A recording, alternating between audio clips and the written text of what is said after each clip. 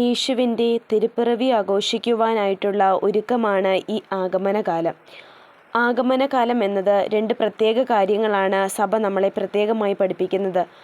ആഗമനകാലം ആരംഭം മുതലേ ഡിസംബർ 16 വരെ യേശുവിൻ്റെ രണ്ടാം വരവ്, അതിനെക്കുറിച്ചാണ് വിശുദ്ധ കുർബാനയിലും വചന സന്ദേശം നമുക്ക് നൽകുന്നത്. ഡിസംബർ 17 മുതൽ 24 വരെ ഒന്നാമത്തെ വരവ്, കർത്താവിൻ്റെ ജനന തിരുനാൾ ആഘോഷിക്കുവാനായിട്ടുള്ള വരവ്, അതിനെക്കുറിച്ചാണ് നമ്മൾ വിശുദ്ധ കുർബാനയിലും സന്ദേശത്തിലും നമുക്ക് നൽകുന്ന സന്ദേശം. ആഗമനകാലത്ത് ഒന്നാമത്തെ ഞായറാഴ്ച മുതൽ ക്രിസ്മസ് അന്ന് വരെയുള്ള തയ്യാറെടുപ്പിൻ്റെ പ്രതീകമാണ് അഡ്വെൻറ്റ്.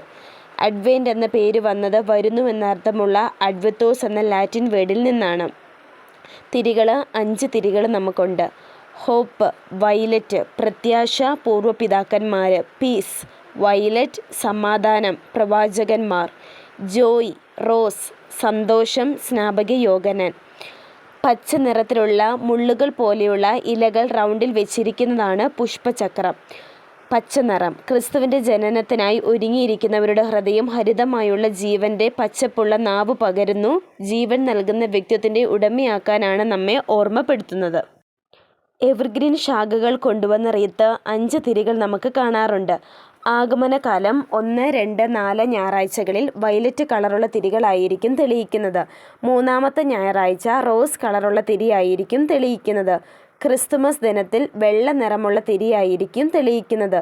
ഇനി ഓരോ ഞായറാഴ്ചയും നമ്മളത് എങ്ങനെ ആചരിക്കണമെന്നത്, ആഗമനകാലത്തിലെ ഒന്നാമത്തെ ഞായറാഴ്ച പ്രവാചകന്മാരുടെ ഞായറെന്നും പ്രത്യാശയുടെ ഞായറെന്നും വിളിക്കുന്നു. അന്ന് നമ്മൾ ഒരുക്കത്തോടെയും പ്രത്യാശയോടെയും വയലറ്റ് കളറുള്ള തിരിയായിരിക്കും നമ്മൾ തെളിയിക്കുന്നത്. പ്രവാചകൻ വെളിച്ചത്തിൻ്റെ അടയാളവും അടിസ്ഥാനവും ഒരുക്കത്തിൻ്റെ ആദ്യത്തെ മെഴുകുതിരി വരാനിരിക്കുന്ന മിശിഹായുടെ പ്രതീക്ഷയാണ് ഈ മെഴുകുതിരി അർത്ഥമാക്കുന്നത്.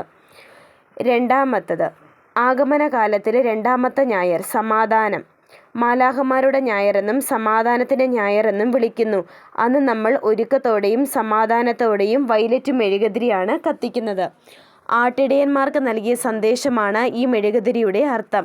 ആയതിനാൽ ഒരുക്കത്തിൻ്റെ ഈ രണ്ടാമത്തെ തിരി പകർന്നു നൽകുന്ന സമാധാനത്തെയാണ് നമ്മൾ ഓരോരുത്തരും ഓർമ്മപ്പെടുത്തുന്നത്. ആഗമനകാലത്തിൻ്റെ മൂന്നാമത്തെ ഞായർ ജോയ്, ഇടയന്മാരുടെ ഞായറെന്നും സന്തോഷത്തിൻ്റെ ഞായറെന്നും അറിയപ്പെടുന്നു. അന്ന് നമ്മൾ ഒരുക്കത്തോടെ റോസ് കളറുള്ള തിരിയായിരിക്കും കത്തിക്കുന്നത്. ഈ ഞായറിന് ഗൗദാത്ത എന്നും വിളിക്കാറുണ്ട്. ഗൗദാത്ത എന്നത് സന്തോഷം എന്നാണ് അർത്ഥം. ഗൗദാത്ത എന്ന ലാറ്റിൻ വേർഡും വിളിക്കുന്നുണ്ട്. ഗൗദാത്ത എന്ന വാക്കിനർത്ഥം സന്തോഷം എന്നാണ്. ഇടയന്മാർക്ക് മാലാഖമാർ ലഭിച്ച സന്തോഷത്തിൻ്റെ സദ്വാർത്തയാണ് അന്ന് തെളിയുന്ന റോസ് മെഴുകുതിരി. ആഗമനകാലത്തിൻ്റെ നാലാമത്തെ ഞായർ ലവ്, ബെത്ലഹേമിൻ്റെ ഞായറെന്നും സ്നേഹത്തിൻ്റെ ഞായറെന്നും അറിയപ്പെടുന്നു. അന്ന് നമ്മൾ ഒരുക്കത്തോടെ സ്നേഹത്തിൻ്റെ വയലറ്റ് മെഴുകുതിരി കത്തിക്കുന്നു. ബെത്ലഹേമിൽ പുൽത്തൊട്ടിയിൽ കിടക്കുന്ന ഉണ്ണി യേശുവിന് നൽകപ്പെട്ട ദൈവസ്നേഹത്തിൻ്റെ അടയാളമാണ് അന്ന് തെളിയുന്ന ഈ ബെത്ലഹേം മെഴുകുതിരി.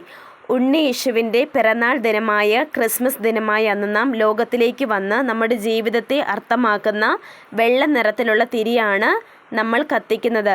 വെള്ളത്തിരി എപ്പോഴും വിശുദ്ധിയാണ് നമ്മളെ ഓർമ്മപ്പെടുത്തുന്നത്. ഇതാണ് ആഗമനകാലത്തിലെ തിരിയുടെ അർത്ഥം.